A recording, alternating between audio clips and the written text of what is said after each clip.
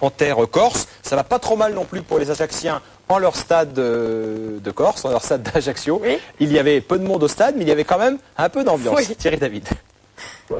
Marquer 16 points en 12 matchs, c'est le challenge proposé aux Ajacciens pour pouvoir se maintenir. L'opération sauvetage passe par une victoire ce soir face à des Lensois en net regain de forme. 30 minutes de ronde d'observation et enfin une occasion à l'Écorce avec ce bon ballon et cette frappe de Nasser Ouada captée sans encombre par Charlie Tange. L'Écorce une nouvelle fois fort timidement encouragé. Ce soir, ils ne sont que 3 à 4 000 supporters pour soutenir leur équipe. Ce qui contraste, il faut le dire, assez nettement avec les choristes lensois qui ont fait le déplacement.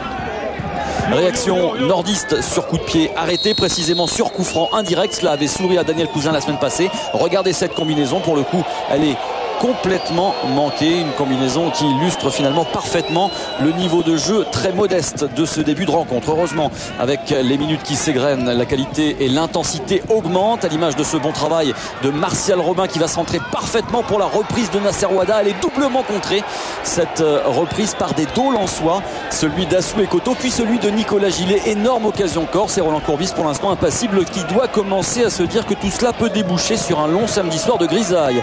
Dernier mouvement de la première période, il est pour les nordistes avec un centre d'Olivier Thomer et regardez dans la foulée la reprise volée pied gauche de Daniel Cousin, bien capté par Stéphane Porato. Cousin orphelin de John Utaka ce soir, le Nigérian déjà absent il y a une semaine et toujours blessé.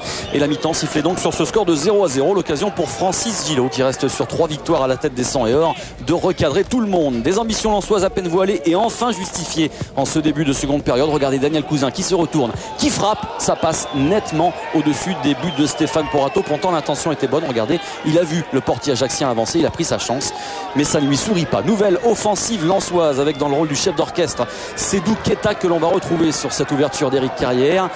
Keita qui ouvre sur le Brésilien Jussier. Jussier qui va lever la tête pour une reprise de Carrière et de Cousin qui successivement manque la reprise. Voici sans doute la plus belle occasion sans erreur depuis le début de rencontre. On a peu vu Ajaccio depuis le retour des vestiaires, peut-être sur coup franc avec la patte d'André Louis. Mais le ballon passe encore une fois à côté des Bullitanges. On s'achemine tout doucement vers le 9e nul à domicile des Corses. C'est le record en Ligue 1. Et les matchs nuls ne font pas avancer au classement. Roland Courbis en est bien conscient. Une dernière opportunité peut-être, elle sera pour les Corses. Faire la différence avec un ballon de Demont pour Laurenti. Laurenti qui lève la tête et qui centre pour un ballon sur la tête de Lucas. Boxé par Itange, reprise de André Louis qui déchire le ciel corse. On en restera là, 0-0 entre Ajaccio et Lens. On ne sait pas encore si ce soir il s'agissait du dernier métro pour Ajaccio, mais pour la 13e fois, les Corses sont restés à quai.